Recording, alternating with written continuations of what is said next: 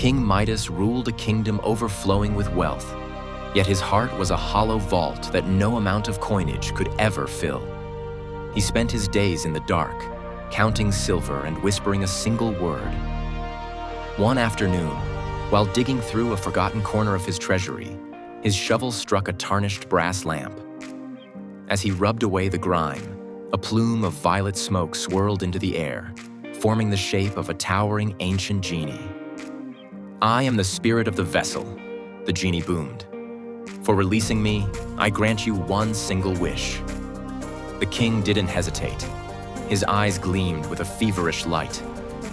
"I want the touch of a god," he hissed. "I wish that everything I touch turns into solid gold."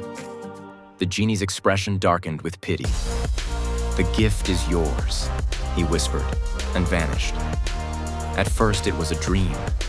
Midas tapped a wooden stool and it froze into heavy 24-karat gold.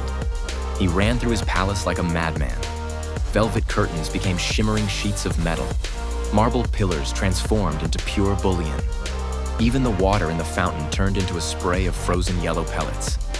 He was the richest man in history, but the revelry was cut short by the sound of light footsteps. Father? His daughter, the only thing he loved nearly as much as his coins, ran into the room, frightened by the changing palace. Before he could think, before he could remember the nature of his curse, she threw her arms around him. Midas reached down to stroke her hair. The moment his fingertips brushed her brow, the warmth drained from her skin. Her soft silk dress hardened. Her laughter silenced into a permanent, frozen scream of metallic silence. He was no longer holding a child. He was holding a statue. The king fell to his knees, the weight of his greed finally crushing his soul. "What have I done?" he sobbed.